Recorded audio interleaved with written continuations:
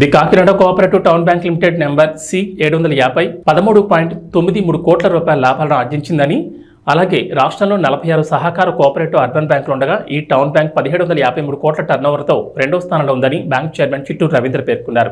గురువారం స్థానిక హోటల్లో విలేకరుల సమావేశాన్ని ఏర్పాటు చేశారు. బ్యాంకు 45వ వార్షిక ఆడిట్ నివేదిక ఆర్థిక వివరాలను సమావేశంలో వెల్లడించారు.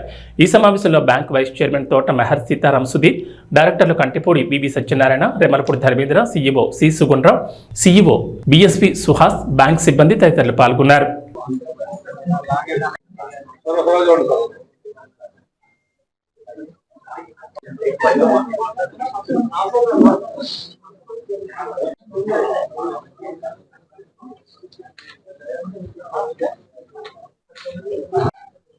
నమస్కారాలు.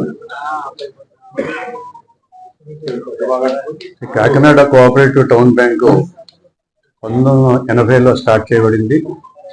44 సంవత్సరాలు పూర్తి చేసుకుని 45 సంవత్సరంలో అడుగుపెట్టడం.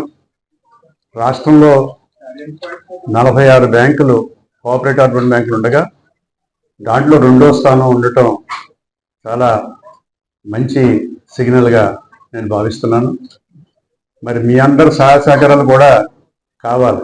కారణం ఏంటి, కాకినాడలో ఒక కోఆపరేటివ్ అర్బన్ బ్యాంకు రాష్ట్రంలోనే రెండో స్థానంలో ఉంది అంటే అది కాకినాడకే కాకుండా రాష్ట్రం అందరికి కూడా గర్వకారణం. దాన్ని మీరు కొంచెం బూస్టప్ చేసినట్లయితే మరి ఇంకా ముందుకు వెళ్ళడానికి వీలవుతుంది.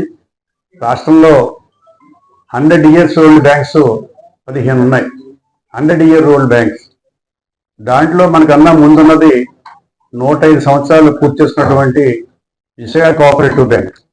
తర్వాత మిగిలిన బ్యాంకులు కూడా మనమే ఉన్నాం. ఈ మధ్యకాలంలో RBI వారి సదుపాయం గురించి Tier 1, Tier 2, Tier 3 3 భాగాలుగా విభజించడం జరిగింది. 100 crores వరకు కూడా Tier 1, 100 to 1000 crores Tier 2, 1000 and above Tier 3. Deposits లో 1000 కోట్లు దాటినటువంటి బ్యాంకులు ఏమైనా ఉన్నట్లయితే అది Tier 3. మనం Tier 3లో ఉన్నాం. Tier 4లో అబౌవ్ 10,000 మన కోఆపరేటివ్ అర్బన్ బ్యాంక్స్ ఏమీ లేవు. అందువల్ల మన కాకినాడకి ఇది కాకినాడ కోఆపరేటివ్ టౌన్ బ్యాంక్ అంటే చాలా గర్వంగా మనం చెప్పుకోవచ్చు. ఇకపోతే మన బ్యాంకు లావాదేవీల్లో బ్యాంక్ ఆర్థిక పరిస్థితి మీకు కూడా పేపర్ ఇవ్వడం జరిగింది.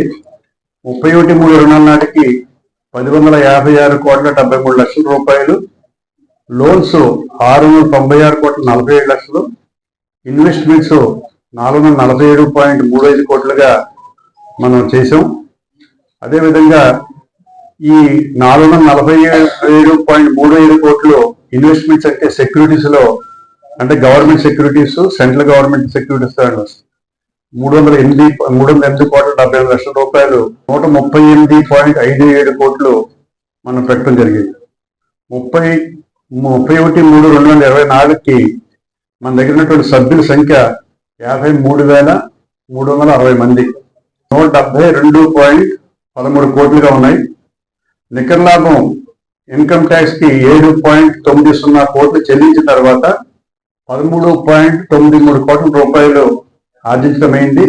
గత సంవత్సరం కన్నా 12.43% ప్రాఫిట్ రావడం జరిగింది. NPA విషయంలో చూస్తే నెట్ NPA 0కి వచ్చింది.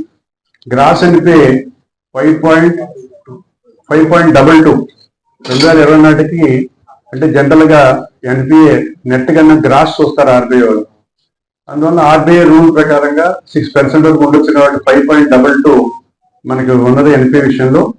నెట్ NPA 0కి వచ్చింది. అదేవిధంగా కంప్లీట్ రిజర్వ్ బ్యాంక్ నియంత్రణలో మనం ఉన్నాం. ప్రతి సంవత్సరం Tier 3 బ్యాంక్ కి వారు ఆడిట్ చేస్తారు. 2023 మార్చికి మనకి ఆడిట్ అయిపోయింది. రిజర్వ్ బ్యాంక్ వారు ఆడిట్ చేశారు.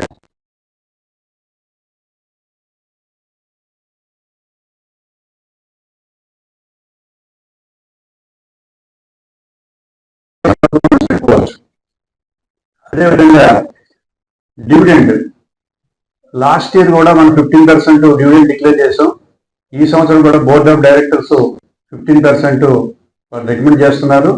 రేపు జనరల్ బాడీలో పెట్టిన తర్వాత అది త్రూ అయిన తర్వాత షేర్ హోల్డర్స్ అందరికి కూడా 15% డివిడెండ్ ఇవ్వడానికి మన బోర్డ్ ఆఫ్ డైరెక్టర్స్ నిర్ణయించడం చేయడం జరిగింది. మన బ్యాంక్ కూడా ఫుల్ కంప్యూటరీకరణ చేయడం జరిగింది. అదేంటి ఆర్టీజీఎస్, నెఫ్ట్, అదేవిధంగా గూగుల్ పే, ఫోన్పే అన్ని ఫెసిలిటీస్ ఉన్నాయి. ఏటీఎంస్ అన్నీ కూడా మన దగ్గర ఉన్నాయి. అందువల్ల కంప్యూటరీకరణలో కూడా కమర్షియల్ బ్యాంక్ ధీటుగా మనం కూడా కంప్యూటరీకరణ చేస్తున్నాం అని చెప్పేసి మీ అందరికీ తెలియపరుస్తున్నాం.